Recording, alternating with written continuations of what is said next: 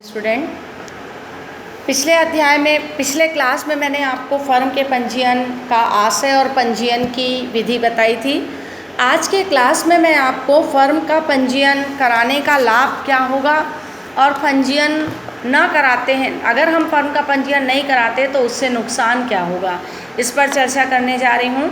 तो बच्चों, यदि आप फर्म का पंजीयन कराते हो तो क्या लाभ मिलेगा।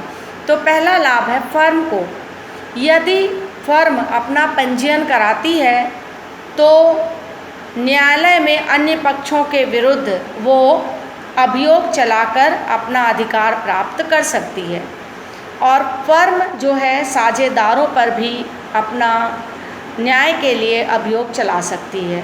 मैंने क्या बताया फर्म को लाभ? फर्म जो है अन्य पक्षों के विरुद्ध वाद प्रस्तुत करती है और साझेदारों के विरुद्ध भी वाद प्रस्तुत कर सकती है। दूसरा है ऋणदाता को लाभ, ऋण देने वाले व्यक्ति।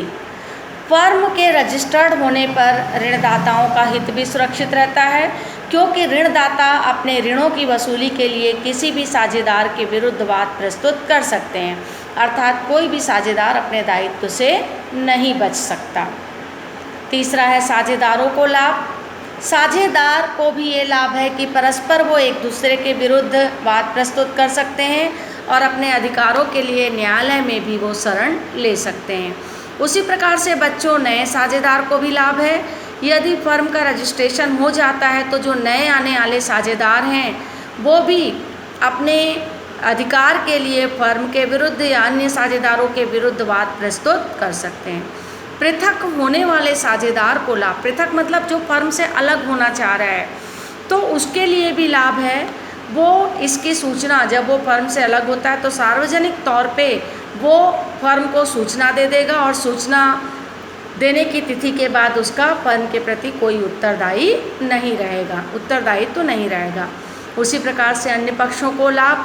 अन्य पक्ष में वे व्यक्ति आते हैं जो फर्म को ऋण देते हैं या फर्म से कोई अनुबंध करते हैं, तो अन्य पक्ष भी पंजीकृत फर्म के बारे में जानकारी प्राप्त करने के इच्छुक हैं तो वो फर्म के रजिस्टर्ड कार्यालय में जा सकते हैं और वहाँ पर जाकर फर्म के संबंध में जो है जानकारी प्राप्त कर सकते हैं।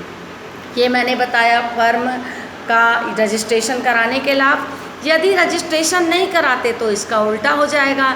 यदि हम रजिस्ट्रेशन नहीं कराते हैं फर्म का तो नुकसान, पहला, कोई भी साझेदार अन्य साझेदार के विरुद्ध वाद प्रस्तुत नहीं कर सकता, क्योंकि साझेदारों का नाम रजिस्टर के पास रखे हुए फर्म के रजिस्ट्रार रूम में नहीं रखा गया है। उनका रजिस्ट्रेशन ही नहीं है तो कहाँ से साझेदारों का नाम वहाँ होगा। तो कोई भी किसी के विरुद्ध अभियोग नहीं चला सकता। कोई साझेदार फर्म के विरुद्ध भी अभियोग नहीं चला सकता, क्योंकि फर्म का रजिस्ट्रेशन नहीं है और रजिस्ट्रेशन नहीं है तो फर्म वैधानिक अस्तित्व में नहीं है।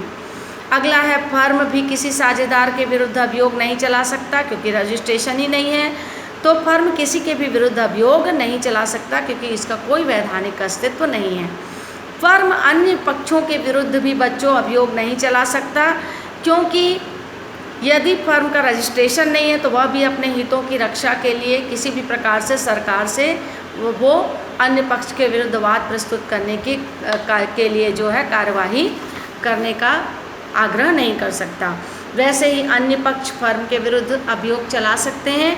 अगर फर्म का रजिस्ट्रेशन नहीं है तो अन्य पक्ष अपने अधिकारों के लिए फर्म के विरुद्ध वाद प्रस्तुत कर सकते हैं। तो बच्चों, आज के क्लास में हमने पढ़ा फर्म का रजिस्ट्रेशन कराने के क्या फ़ायदे हैं और फर्म का रजिस्ट्रेशन नहीं कराने के क्या नुकसान हैं। Thank you.